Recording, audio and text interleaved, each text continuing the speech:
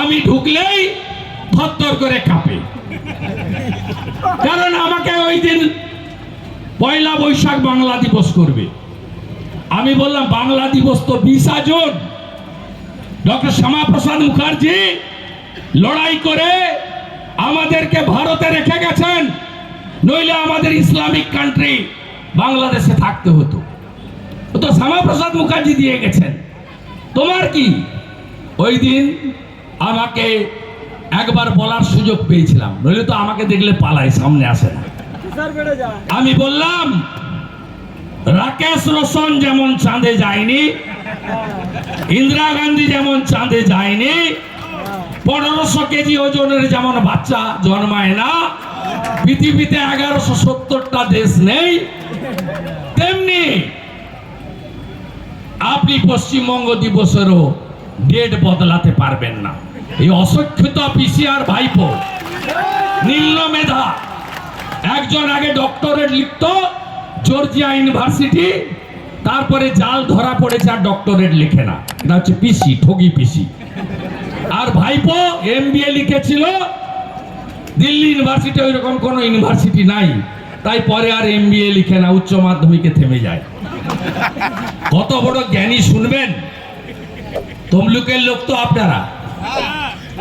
বলছে 23শে জানুয়ারি 2023 নেতাজির জন্মদিনে কলকাতার রেড রোডে এই অর্ধ নিম্ন মেধার মুখ্যমন্ত্রী বলছে মাতঙ্গিনী হাজরা, বলছে গুলি খেতে খেতে, রক্ত খেতে খেতে পিছাবনিতে মারা গেছে। কত বড় মূর্খ বলুন, বানপুকুর না পিছাবনি? বানপুকুর না পিছাব? আপনারা একে ভোট দেবেন, এর পার্টিকে ভোট দেবেন। ভাইপো বলছে গতবারে নিমতৌড়িতে এসে বলছে সতীশ সামন্ত বর্ণ পরিচয় লিখেছিলেন। কোথায় যাবেন? একদিকে গঙ্গা, অন্যদিকে নর্দমা। কাকে ভোট দেবেন? গঙ্গাকে গ্রহণ করুন। আরে তমলুকের এমপি ডক্টর ভীমরাও আম্বেদকর বলছে উলবেড়িয়াও পদ্ম ফুটতে চলেছে, চিন্তার কোনো কারণ নাই। গত পরশু দিনের হাইকোর্টের যে রায় ডিভিশন বেঞ্চে, তারপরে 8 থেকে 80 সবাই বলতে শুরু করেছে শুধু বিজেপি বা অন্য লোকেরা তৃণমূলকে চোর বলতো, এখন হাইকোর্টের ডিভিশন বেঞ্চ সিলমোহর লাগিয়ে দিল, মমতার পুরো ক্যাবিনেটটাই চোর। আজকে একটু আগে আসার সময় মেসেজ পেলাম কাকুর কণ্ঠস্বর মিলে গেছে, ইডি রিপোর্ট করেছে। কাকুর কণ্ঠস্বর মিলে গেছে মানে এবারে ভাইপোর প্রেসার বেড়ে গেল। এখনই মাপলে দেখবেন 180-র উপরে প্রেসার রান করছে। কি বলছিল? আমার সাহেব, ওর কাজ অব্দি কেউ পৌঁছাতে পারবে না। ধর্মের কল বাতাসে নড়ে। এই চোরেরা পশ্চিমবঙ্গে সব লুট করেছে। যাদের চাকরি চলে গেছে তাদের মধ্যে অনেকে বলছেন আমরা যোগ্য। এই যোগ্য কারা আর অযোগ্য কারা, এই রিপোর্টটা দেওয়ার কথা ছিল স্কুল সার্ভিস কমিশনের। তারা চোরেদের বাঁচানোর জন্য অতিরিক্ত পোস্টে নিয়োগ করা লোকেদেরকে বৈধতা দেওয়ার জন্য, দোকান খুলে টাকা নিয়ে নিয়োগ করা লোকেদেরকে বৈধ করার জন্য যোগ্য কে আর অযোগ্য কে এর তালিকাটা পর্যন্ত কোর্টে দেননি। এখানে যারা কেস করেছেন, যারা কেস লড়েছেন, বা প্রধান বিরোধী দল বিজেপির কোনো ভূমিকা নেই। সম্পূর্ণ ঘটনার জন্য যদি কেউ দায়ী হয়ে থাকেন, তার নাম মমতা ব্যানার্জি। পালাবে কোথায়? কালকে আসছে আকাশ রানী মহিষাদলে, যত আসবে তত হারবে। 2021 সালে 18ই জানুয়ারি নন্দীগ্রামের তেখালিতে এসেছে। তেখালিতে আসার পরে 4টা জেলা থেকে লোক নিয়ে এসছে। ওর পাশে যারা তোলামূলের নেতা ছিল বলছে, সব নন্দীগ্রামের ভোটার, আপনি এইখানে দাঁড়িয়ে পড়ুন। এমন টুপিটা খেয়েছে, দাঁড়িয়ে পড়েছে, আর ঠেলায় না পড়লে বিড়াল গাছে ওঠে না।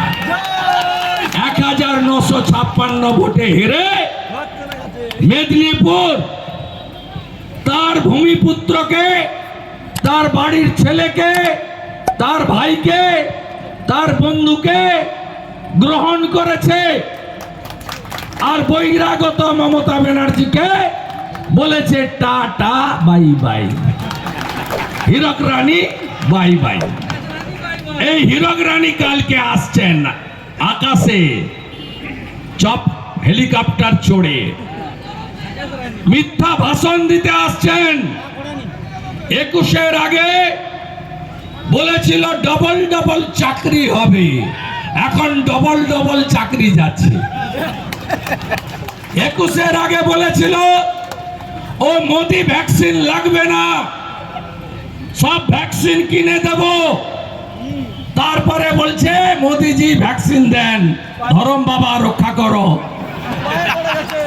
মোদিজিও 15 কোটি 17 কোটি ভ্যাকসিন বাংলাকে বিনামূল্যে পাঠিয়ে দিয়েছেন।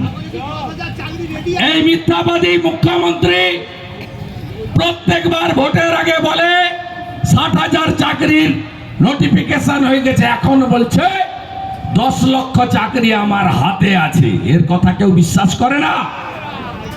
এর আমলে আপনারা শুনে রাখুন, আমি কিছুদিন ক্যাবিনেটে ছিলাম। এই ডক্টর অমিত মিত্র বলে একটা লোক আছে, 6 লক্ষ পার্মানেন্ট পোস্ট অবলুপ্ত করেছেন। তার বদলে 30,000 কন্ট্রাকচুয়াল চাকরি হয়েছে পার্টির নেতাদের আত্মীয় স্বজন অথবা টাকার বিনিময়ে। 14 সালে আমার যে মার্জিন ছিল 2,46,511, তাকে টপকে দেওয়া যাবে তো? একটা ভোট হলেও বেশি দিতে হবে, আমার থেকেও বেশি ভোটে যেন যেতেন। চুক্তি হলো, চুক্তি পাকা, একদম পাকা। তমলুক 30,000 দেন, বাকি অঙ্ক আমি মেলাবো। তমলুক 30,000 মার্জিন দেন, বাকি অঙ্কটা আমরা মেলাবো। উপবিষ্ট আছেন রাজ্যের সম্পাদক। কাল আসছেন আকাশ রানী মহিষা দলের, যত আসবে তত হারবে। তমলুক 30,000 দিলে বাকি অঙ্ক আমি মেলাবো। অভিজিৎ গাঙ্গুলির সমর্থনে নির্বাচনে প্রচার সভায় তমলুকে মন্তব্য শুভেন্দুর। তমলুকের ডিমারিতে তমলুকের বিজেপি প্রার্থী অভিজিৎ গাঙ্গুলির সমর্থনে নির্বাচনে প্রচার সভায় এসে শুভেন্দু অধিকারী বলেন, 14 সালে আমার যে মার্জিন ছিল তার থেকে একটা বেশি ভোট প্রার্থীকে দিতে হবে। তমলুক যদি 30,000 দেয়, বাকি অঙ্ক আমি মেলাবো। বিজেপির বা অন্য লোকেরা এতদিন তমলুকে চোর বলতো, এখন তো হাইকোর্টের ডিভিশন বেঞ্চ ও স্টিলমোহর লাগিয়ে দিল মমতার পুরো ক্যাবিনেটটাই চোর। সুজয় কৃষ্ণ ভদ্রের কণ্ঠস্বর মিলে গিয়েছে, এমনটাই আদালতের রিপোর্ট দিয়েছে ইডি। এই নিয়ে শুভেন্দু বলেন, কাকুর কণ্ঠস্বর মিলে গেছে মানে ভাইপোর প্রেশার বেড়ে গিয়েছে। প্রেশার মাপলে দেখবেন 180 পেরিয়ে গিয়েছে। ধর্মের কল বাতাসে নড়ে। যোগ্য এবং অযোগ্য কারা, এই রিপোর্ট দেওয়ার কথা ছিল স্কুল সার্ভিস কমিশনের। সম্পূর্ণ ঘটনার জন্য যদি কেউ দায়ী হয় সেটা হচ্ছে মমতা ব্যানার্জি। মমতা ব্যানার্জিকে আকাশ রানী সম্বোধন করে বলেন, কালকে আসছে আকাশ রানী মনীষা দলে, যত আসবে তত হারবে। হেলিকপ্টারে চড়ে মিথ্যা ভাষণ দিতে আসছেন। পশ্চিমবঙ্গ দিবসের যথাযথ নিয়ে প্রশ্ন তোলেন বিরোধী দলনেতা। তিনি বলেন, রাকেশ রোশন যেমন চাঁদে যায়নি, 1500 কেজি ওজনে যেমন বাচ্চা জন্মায় না, তেমনি পশ্চিমবঙ্গ দিবসের তারিখ বদলানো যাবে না।